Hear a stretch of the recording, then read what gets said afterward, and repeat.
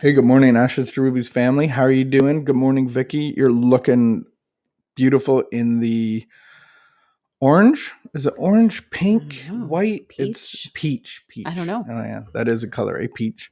My mother always, my mother never thought I looked nice in orange. I never wear What? Your orange. mother said that to Yeah, you? when I My was little, mother's little, never little, she would said never put anything me in like that. orange. Really? Yeah, she said it didn't look good on my skin tone, and I was a pretty Really? fair, like I was blonde, blonde, No blonde. wonder women have And insecurities no, when no, they grow no, up. it wasn't an insecurity thing. It was just like other colors suit you better, and so I never put you in orange. I had a color of a sweater like that, Yeah. and it was salmon. So is that salmon No, or is this it? isn't salmon. I had I more don't of a think. I don't know. orangey salmon, and it was one of my favorite colors. But I don't like the color red on me. Like I don't like wearing red. Right. So Makes me similarly, feel like, angry. oh, Like baby blue, that's a nice it color. sounds like something you should talk to your therapist But about. I like black. I should. I don't have one. You're my You therapist. might want to get a My therapist. pug. The pug.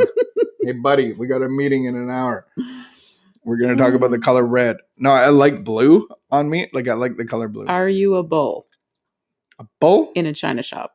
in a china shop. The What do you color mean? red makes you angry? Oh, yeah. Like I just don't like the color red. Oh, funny. Like if it was a car, I would like the car. I don't know. I've never had a red I car. was Have you specifically had a red looking car? for a bright color. Yeah, In the it's nice. wintertime, I was ordering new yarn Like look at us. We're so bright. to crochet a blanket. And I decided that I wanted to crochet with yellow yarn. Yeah, And like school bus yellow. I bought bright, it was called sunshine yellow. And Sunshine. I bought bright yellow yarn, and I really did enjoy crocheting with it as much as I thought I would. Mm. Like every time I looked at the yarn, I just felt happy inside because of the bright color all winter long, because winter's so gloomy and gray here, so and long. So you crochet upon. So I crocheted. It's a mood that you're putting into your That's crocheting. it. That's good. That's cool. I enjoyed it. And you baked gluten-free, sugar-free banana bread yesterday. I did. Did you like it? Your wonders never cease to amaze me. Like it's just incredible. Who are you? I know. This is recovery. Like this is homemaker Vicky. Wow. Like I don't even know who you are. You know, like I was thinking, I've seen some stuff on social media. It's been like this year of, you know, everybody, COVID happened, and then everybody's like, what do? We can't talk to anybody. So everybody did a podcast, or everybody did a morning devotional, or everybody went online. Yeah. And I think what I've seen is everybody's slowly getting offline, and maybe doing like things a bit different.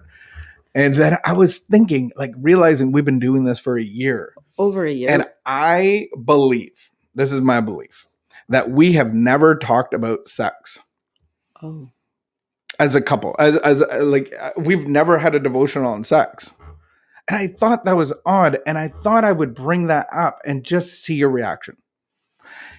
And your reaction is exactly what I thought it would be. Do you know that women actually don't have a problem talking about sex? I know that. Do you know why I know that? How do you know because that? I teach this thing called LifeLab. It's 17 sessions. It was a creation out of recovery and running a rehab center. And it's the concepts of spiritual fitness. And yeah. So then one of them is obviously about sex. And I remember the first time I took this concept outside of rehab and in our core church planning team. And there was a bunch of women. And one of them was my mom, Nana's the greatest cheerleader that has ever lived. And so she sat in the front row. Remind you that you're alive and that I know. You should. She sat in the front row adoringly, usually crying because her son, oh my goodness, look at him go. And then the day we talked about sex, I was anxious about it because I'd never talked about sex with women outside of a group. And so yeah, a group. and so she had said, I won't go to that class. And I said, no, I think we're all adults and I think we should be okay. And so we get talking about sex. I'm a bit awkward. My mouth is dry. This is not like, I'm not living the dream right now. Mm-hmm. And then quiet cheerleading Nana couldn't stop talking, asking questions, raising her hand, talking about her experience at hospitals. I'm like, this is turning into a nightmare. Can I leave? But yes. So what is it that you wanted to talk about sex? No, I'm just saying you brought it up. No, I don't want to talk about sex. I don't want to talk about sex. I just realized that we've been talking for a year about a couple's devotional, and I think I can feel my face turning red or like whatever color it's not usually. And I don't want to talk about sex. I was just saying that out of all of our time, we've talked about money. We've talked about friendships and family and relationships, marriage. I don't think we've ever talked about sex. Well, now we have. Do you want to just talk about sex? Like, what would you talk about sex about? Right now? Like, so are we talking to, well, obviously. Like, we should just scrap the Devo and talk about sex. I don't know, but maybe the Devo has something to do with sex. Oh, imagine. I don't think it does. Why don't you read it and see? Let's just read the Devo. If anybody wants to talk about sex, there's other podcasts, there's other people, there's doctors. But Just read the the reality is we should be able to talk about sex and money and our lives as a whole, because these are the things that people hold in secret, and maybe they don't think that they're normal, or maybe I think it's good to talk about stuff. Oh, it's May the 5th. Yesterday was the Star Wars Day, May the 4th. All right, so this one is titled The Forest and the Trees. Here's a quote from the 12 Steps and 12 Traditions of AA. What comes to us alone may be garbled by our own realization and wishful thinking. Benefit of talking to another person is that we get his direct comment and counsel on our situation. I cannot count the times where I have been angry and frustrated and said to myself, I can't see the forest for the trees. I finally realized what I needed when I was in such pain was someone who could guide me into separating the forest and the trees, who could suggest a better path to follow, who could assist me in putting out fires and help me avoid the rocks and pitfalls. I ask God, when I'm in the forest, to give me the courage to call upon a member of AA or the fellowship.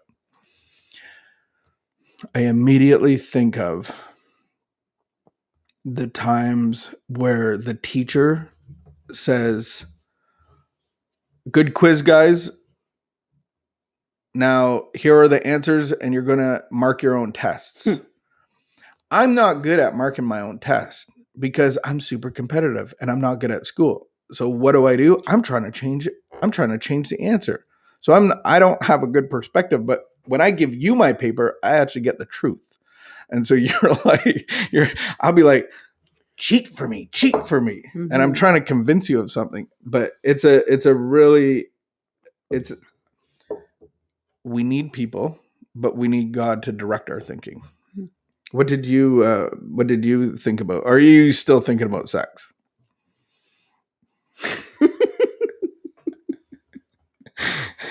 If you're just tuning in, we had talked about why we don't talk about it. Yeah, I think that it's important to have community around us and not try to figure everything out ourselves. And I think that I see things a certain way. I see things out of like the lens that my life experience has given me. I have, and it's like, these are the glasses that I put on. And so I see everything through my experience. And when I am willing to listen to someone else's perspective, then I can see something different maybe. And, be willing to consider that maybe I don't have all the answers. And especially if there's things in my life that really haven't been working for me, what's the point in clinging to like, oh, I've got all the answers, because there's these areas of my life that really aren't working for me, or I'm not happy in those areas, or I'm not satisfied with angry and frustrated. Yeah. And so do I want to stay angry and frustrated, or do I want to move forward in my life? It'd be really neat to really like, where did the saying, I can't see the forest for the trees? Like, I don't really get the saying. Like, it's like, do you get it? I can't see the beauty of the whole forest because I'm just focused on this tree. And I want to chop it down because it's in my way to see the forest.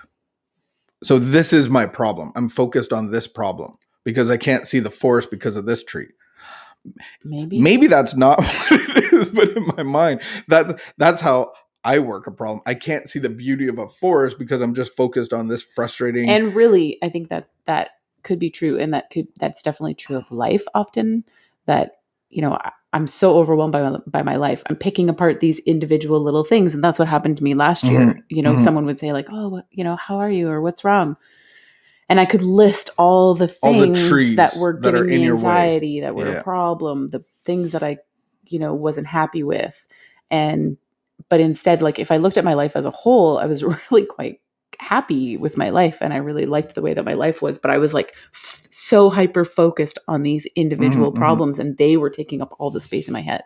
The other thing that I think of is inviting people into our lives to give us direction and guidance through the process of recovery. So just the reminder of our first step problem isn't just drugs and alcohol. That's gone away, but we have an unmanageable spirit. So I become the manager of my spirit. And that's where I have frustration and insecurity and resistance, is when I start managing my life and my spirit. And so I need somebody to say, like, this is what your problem is. It's not all these trees. It's your unmanageable spirit. You're actually taking the director's role. And I think so many times we want to get healthy to pass on the message, but we really have to get healthy to stay close to God. And so I have to get rid of this garbage, and then I get to have conscious contact with God. And that my job is to stay in conscious contact with him. And out of that, I get to pass on the message. But so many times we want to just pass on the message. I don't need anybody else. I don't need the fellowship. I don't need people. I just get to go do his work. And so many times we can leave God out of the work. Yeah.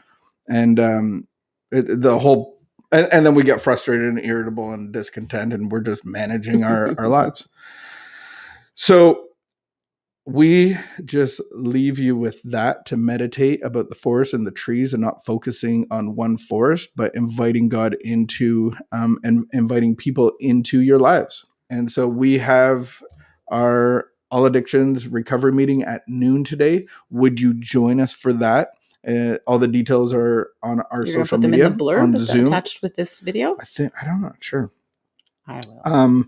And then maybe in the comments. And then maybe we will talk about sex one day, but it wasn't today. We talked about talking about sex, but we didn't talk about sex. So maybe one day soon, if you leave enough comments in the comment section. Anyway, we gotta go. Wash your hands and keep the peace and be of good behavior. And we will see you at noon today. Bye, guys.